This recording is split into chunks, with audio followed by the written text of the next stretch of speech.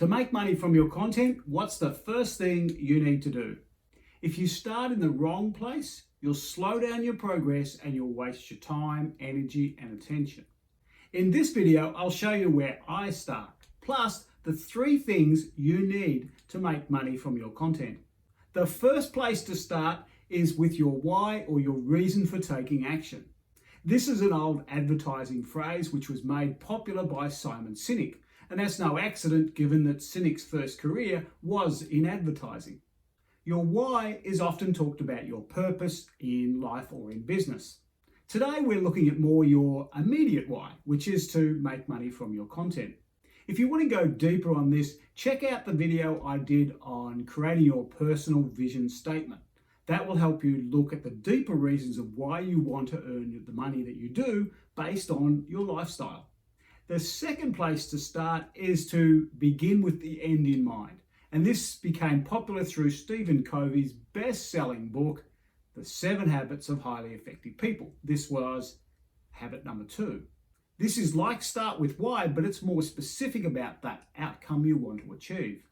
You don't want to just say, I want to earn some money from your content. You want to be more specific than that. For instance, I want to earn $1,000 a month for 3 months in a row by May next year, 2023. What's your specific and measurable outcome? If you want more on this, check out the video Content Creation 2022, a framework for thought leaders that you could also use for your content creation.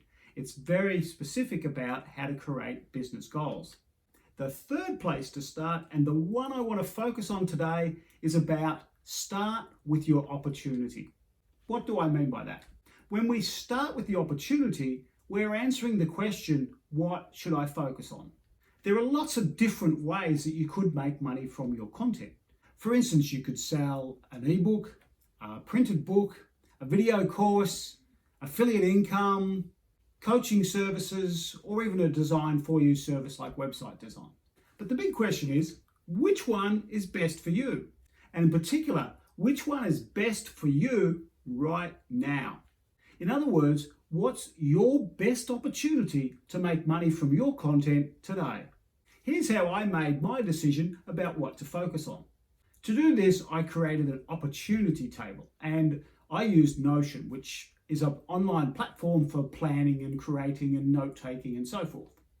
But you could also use Word or a spreadsheet or even a good old-fashioned pen and paper, anything that lets you create a table. The starting point to identify your best opportunity is to write down all the assets that you currently have. And an asset has 2 qualities.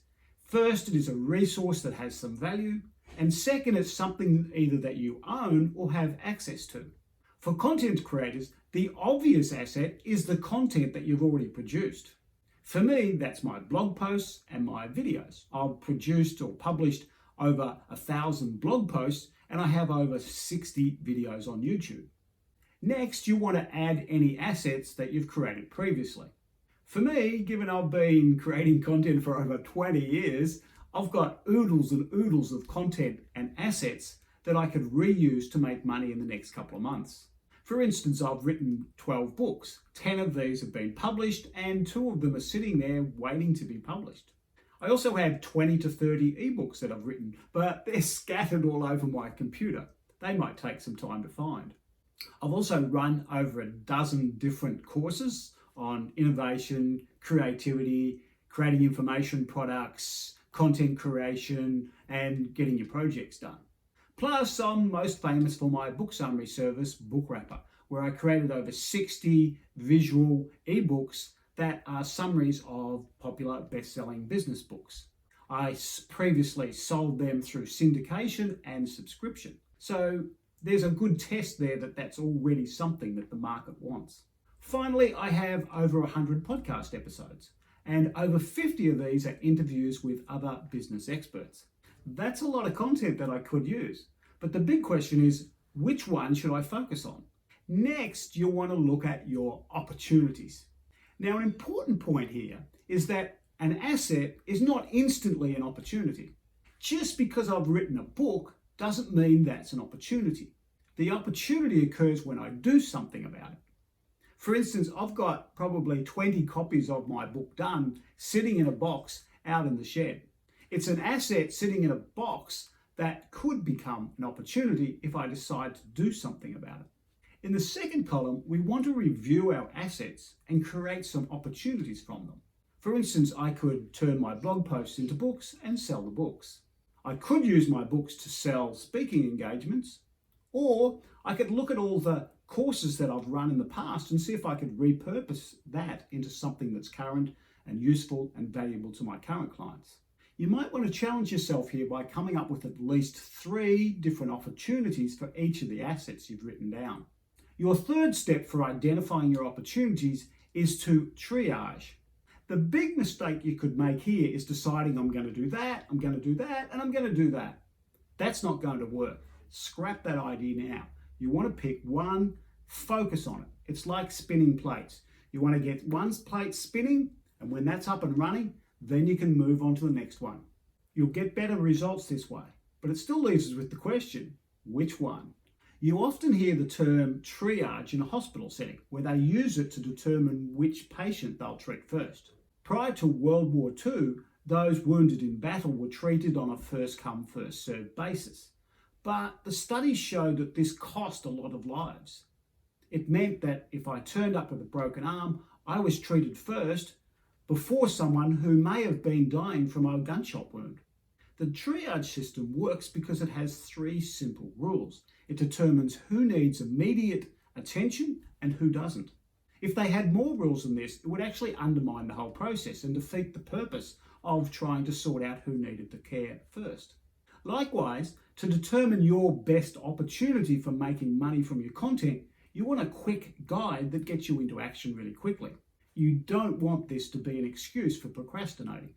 So the content creation triage has 3 basic questions, and those questions are: what's the return or return on investment of that opportunity? In other words, is this worth pursuing? And to keep this simple, review your list of assets that you've written down to see whether they can earn you lots of money, a little money, or not much money. Next, you want to know how much time, effort, and energy it's going to take to be able to turn your asset into something that's selling to the general public or to your audience. Clearly, a book that's already written is ready compared to one that you haven't written yet. Now, rate the readiness of your assets based on it's ready to go, it's almost ready to go, and it's not ready to go. Third, you want to do a check to see whether that asset is relevant and appealing to your audience. For instance, I've written 12 books, but one of them's a children's story and another one's about future trends for architects. That's not my current audience. But my 4 books on done and productivity and finishing projects are relevant. Rate the level of your assets and your opportunity as to whether they're right for your current audience. Number 1, it fits. Number 2, it could fit with a bit of tweaking. And number 3, it doesn't fit at all. Now that you've rated each of your assets, you want to work out which one is the winner, which opportunity is the best one, and which one are you going to focus on to make money in the next 60, 90 days. This step is all about turning those ratings into some numbers. And given you've already rated them on a 1, 2, 3 scale, we just want to put some numbers next to those ratings. For instance, if you could earn lots of money from that asset, give it 3 points. If you can earn a little, 2 points, and so on. Do this for each of those 3 elements and then add them up to see which opportunity is your best one. For me, my best opportunity to make money from my content is my book wrapper book summaries. They have a high potential to earn money, they're ready to go, and they're a perfect fit for my audience. That's a perfect 9 out of 9. There are several items there that scored 8s, which is pretty good. They're good opportunities. But I might pursue them next because I only want to focus on one thing. Now that you have identified your best opportunity to make money, you need to convert this into some actions or a plan for making this happen. For me, given I've got the assets ready to go, I need to make sure they're available for people to buy. This includes setting up a store and some sort of promotional campaign to let people know that they're available.